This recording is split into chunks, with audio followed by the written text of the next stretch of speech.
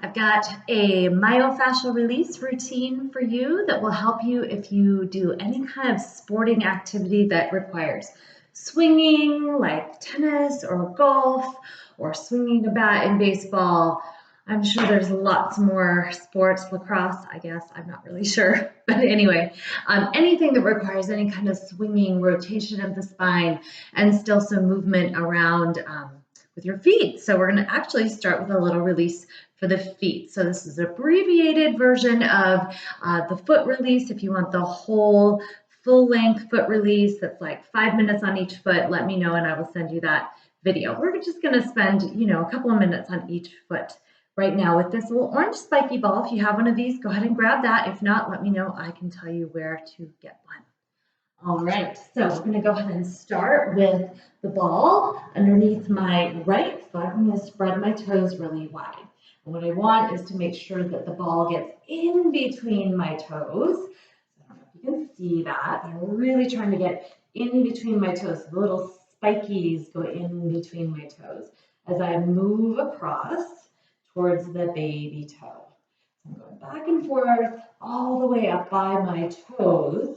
So if you think of the foot as kind of the bottom of the foot, but really you want to get your toes as well. They're an important part of being able to be mobile. So even stretching, so you can see I'm stretching my toes as I'm also doing release. So I'm stretching and I'm releasing at the same time.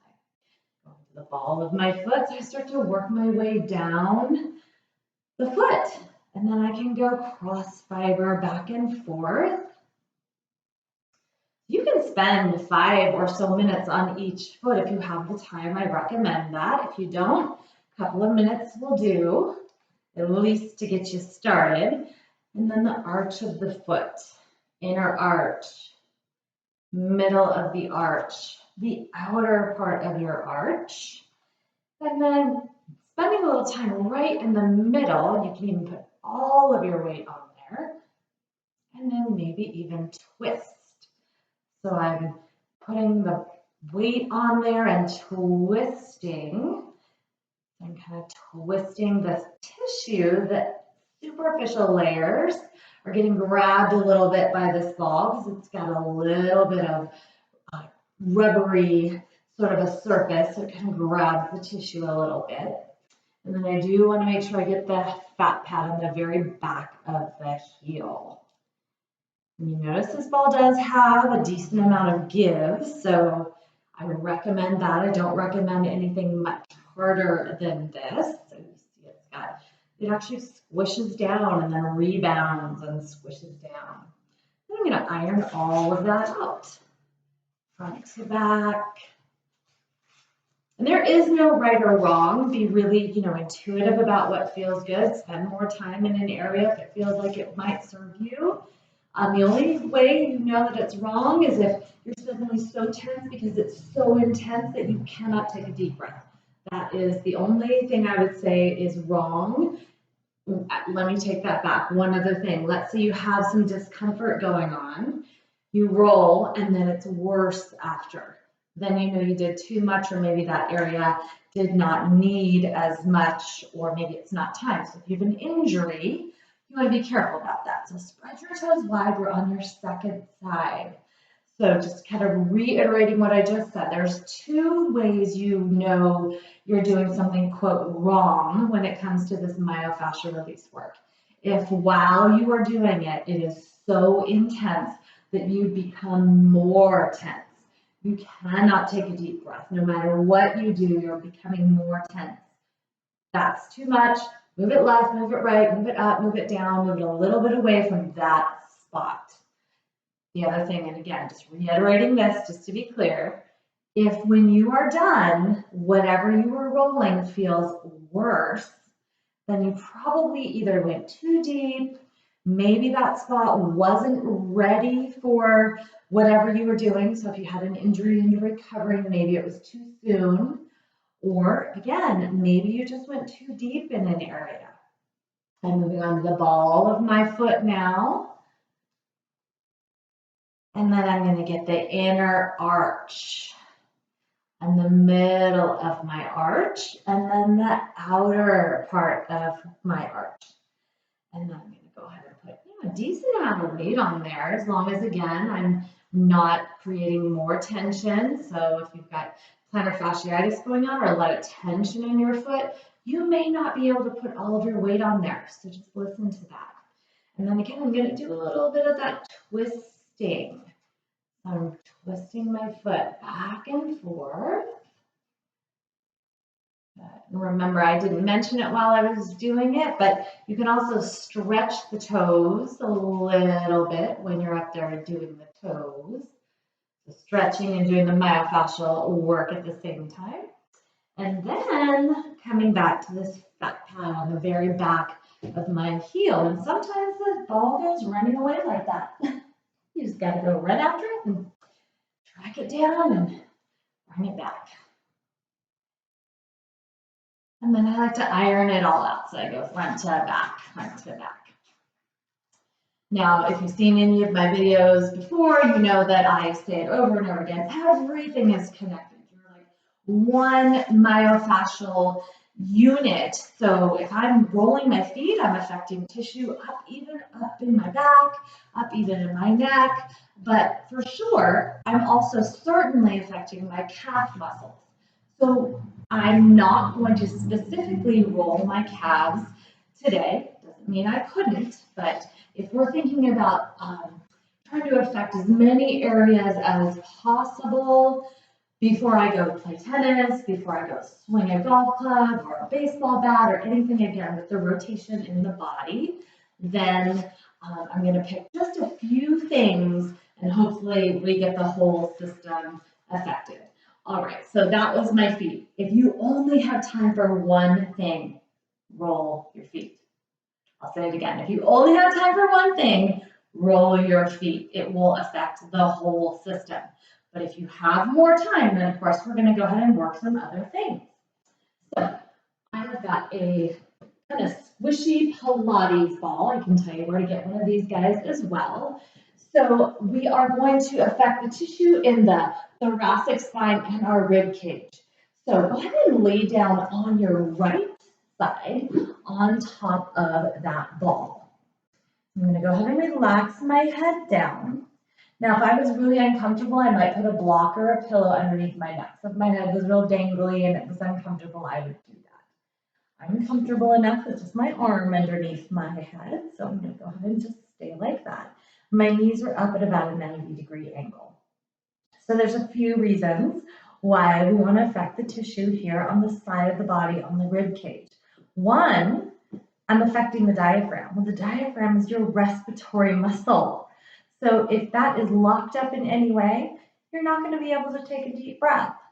Breathing deep is important to be able to move quickly and have a lot of breath when you're doing a sport like tennis or you're swinging a bat and you need to run to first base or whatever that is. And then even in golf, I know it's not a highly aerobic activity, but being calm when you're getting ready to hit that ball is really important, and being able to take deep breaths to calm your system will help you. So we're going to take some deep breaths. I feel my rib cage pressing against that ball, also expanding on this other side, and I exhale. So I fully inhale, maybe into my belly.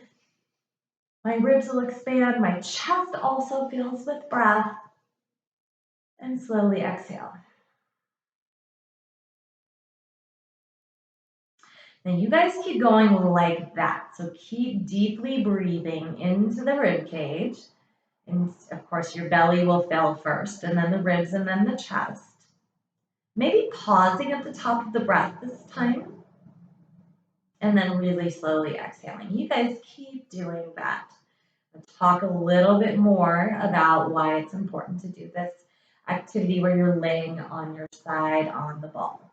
So if you have a really one-sided, dominant-sided activity like tennis typically, golf typically, swinging a bat, baseball typically, it's important to focus on getting some balance in the two sides of your rib cage, your thoracic spine, even the upper middle back in general, we get to be a little lopsided because if we're always swinging a bat with the right arm, powerfully with the right arm or a tennis racket, that side develops a lot more muscle.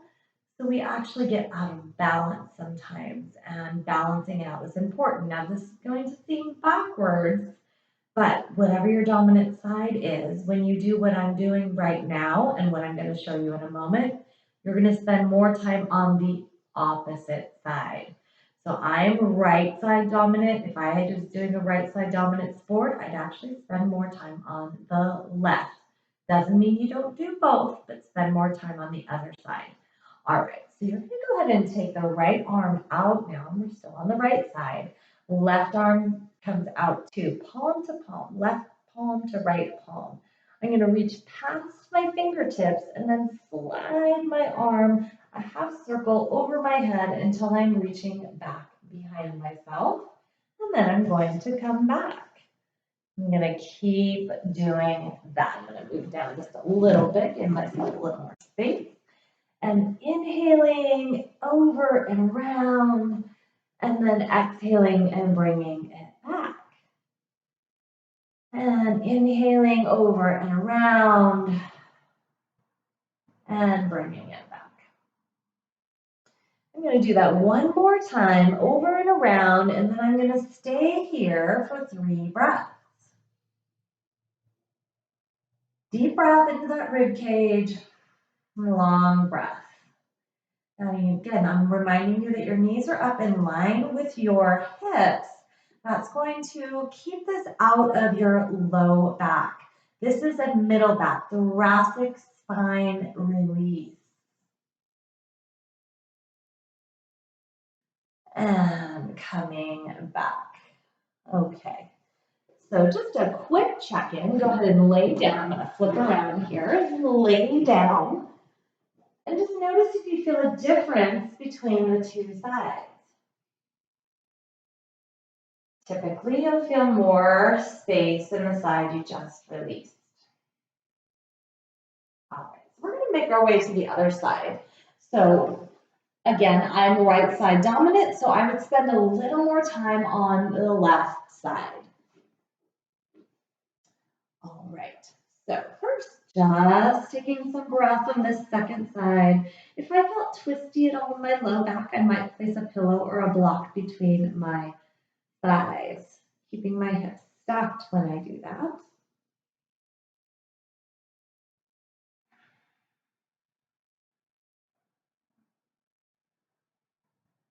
And again, breathing into my belly, into my ribs, all the way up into my chest and pausing, and then exhaling.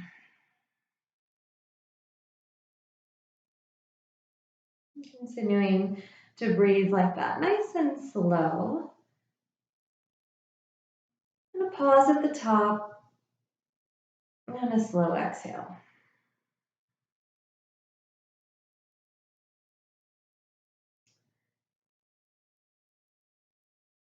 So if it's uncomfortable in any way, you might adjust the ball higher or lower. Or maybe you need to let a little bit of air out of the ball. It's really, at the most, 3/4 full, this ball. It's pretty squishy. All right, I'm going to start to reach my left arm out. My right hand meets my left. I'm going to reach past my fingertips and then sweep my arm around and open up. And I'm moving with breath, inhaling back up and around. And then bringing it back all the way up and around. And then bringing it back again. And then this time I'm going to stay and take a few more deep breaths here. So I might spend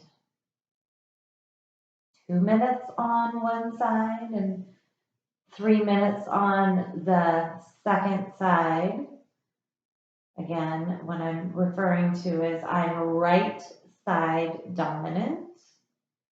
Now, I don't play a sport that I'm doing the majority of my movements on just one side, but if I did, I would be right side dominant. So I'd spend a little more time on the left side.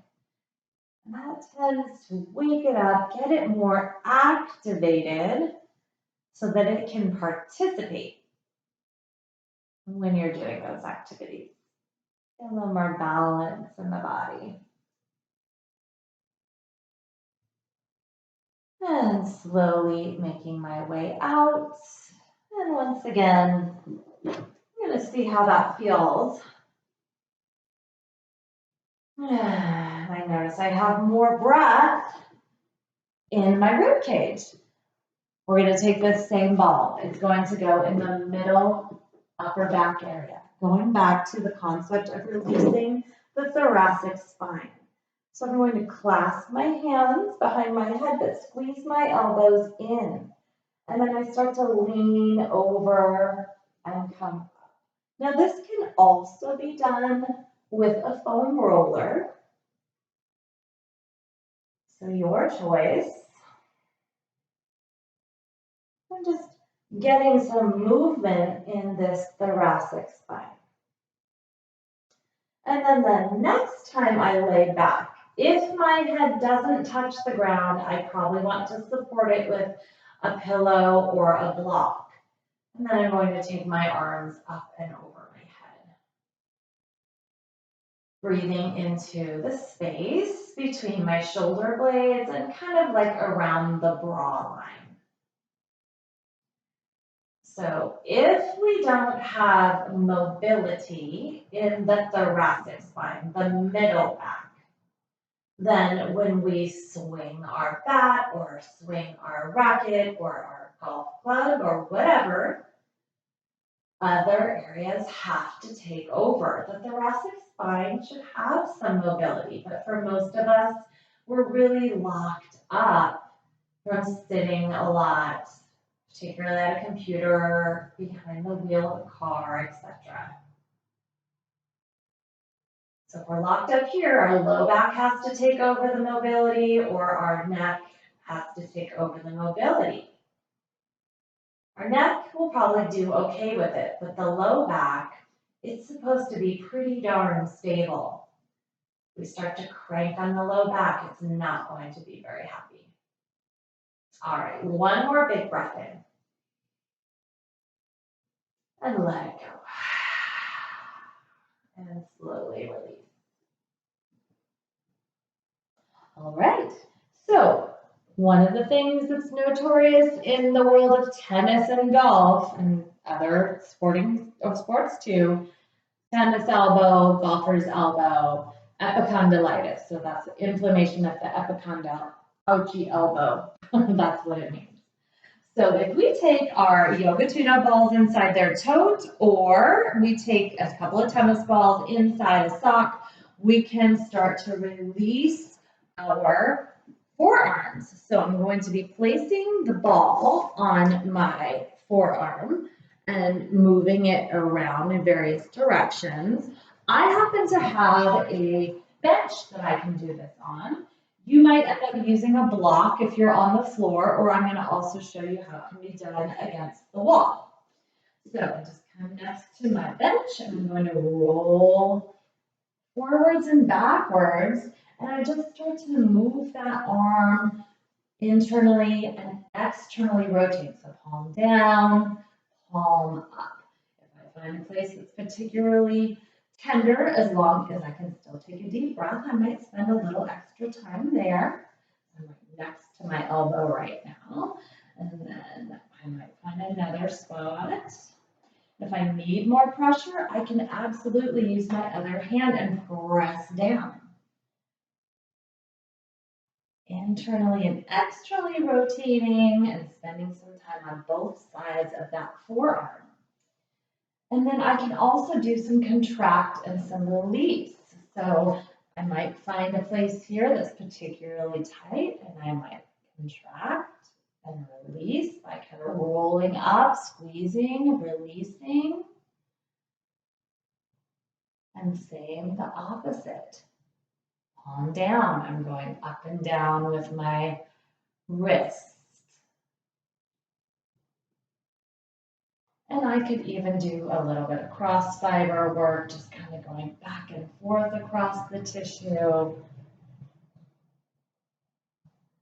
And then interestingly enough, sometimes the epicondylitis comes from tightness in this forearm. Sometimes it's above that on the triceps. So I'm going to bring this now to the back of my arm, the triceps, and where it connects up into my elbow. Now, if I were on the floor, I might stack a couple of blocks and come here. It's not nearly as comfortable, so you might want to find something to do this on so you don't have to crouch so far onto the floor. Or, I'm going to show you in just a moment, you can come to the wall. So if I'm doing this against the wall, very similar concept, I'm just coming here and I'm rolling up and down, internally and externally rotating, leaning in as much as it makes sense. I might press my hand against there, so I'm getting a little bit more.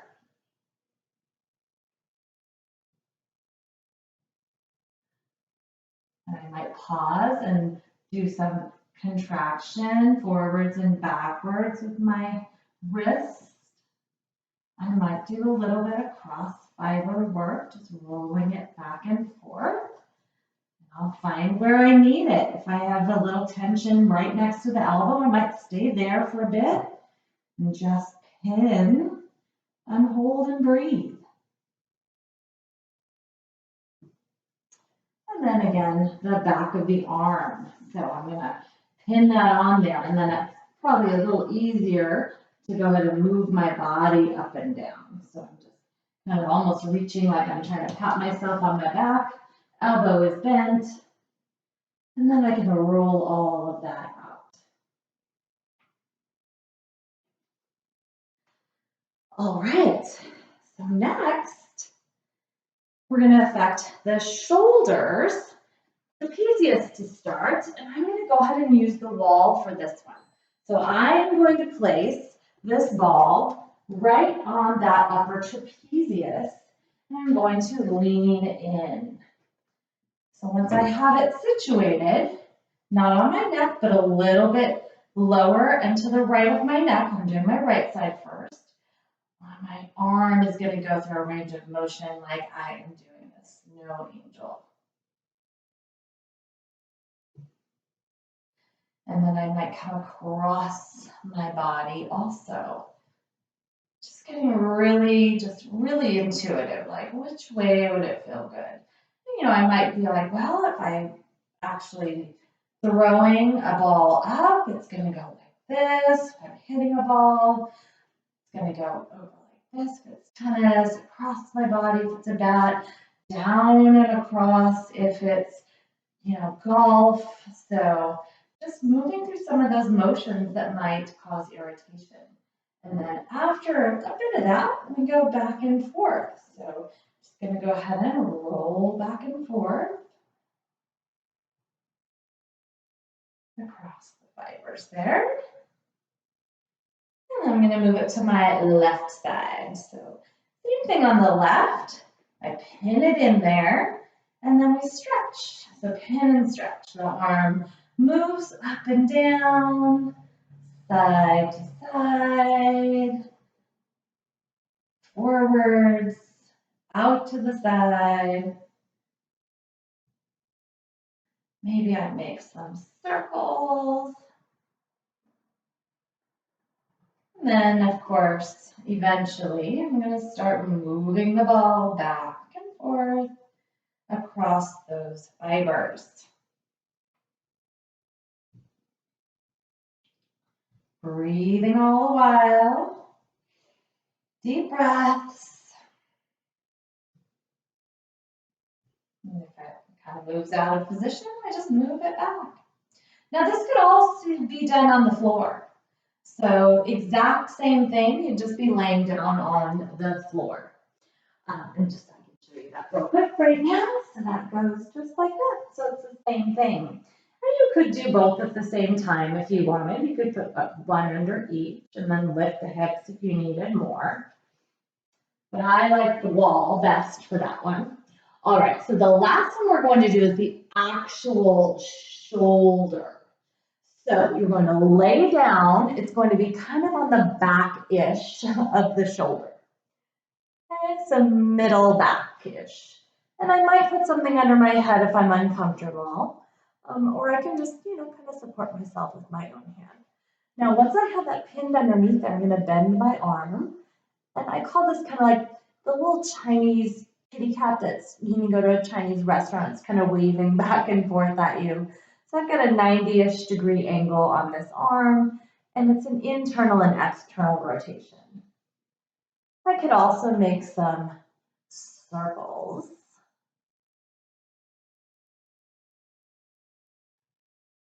And I can put as much or as little pressure on there as makes sense.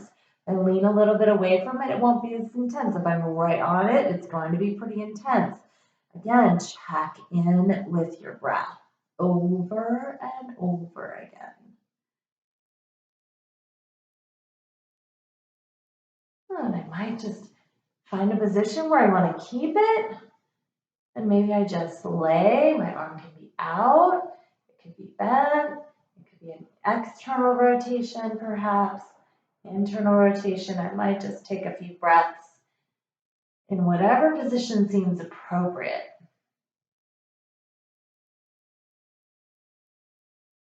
All right, and let's make our way to the other side. So I get this question all the time. Should I do this stuff before or after? And I always respond, yes. So there's absolutely benefit to doing it before. There's absolutely benefit to doing it after. So benefits to doing it before, of course, you're getting the tissue kind of warmed up, ready to go. You're more in balance. I do that little waving kitty cat thing. So you can get some muscular imbalance sorted out. If you've got some stuck tissue in there, then you can get some of that unstuck. And if tissue is stuck, it's not working right for you. So you can actually allow your muscle fibers to function better for you if you do it beforehand. And then the benefit of doing it afterwards, you're likely to be less sore. I'm not going to say you're not going to be sore, but you're likely to have a little less soreness from your activity. And the reason is you'll recover faster. So your body can actually recover more quickly if you do this after your exercise. So there's benefits to doing it before, there's benefits to doing it after. I recommend both if you have the time.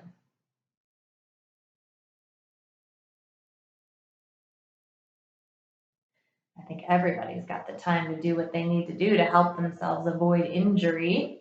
So I say make the time. Plus it feels so good. All right. So that's what I have for you today for your swinging type activities. Again, tennis, baseball. I'm sure the list is endless. I haven't thought of all the things, but just a handful of things to think about. Enjoy that. Let me know how it goes. If you have any questions, please reach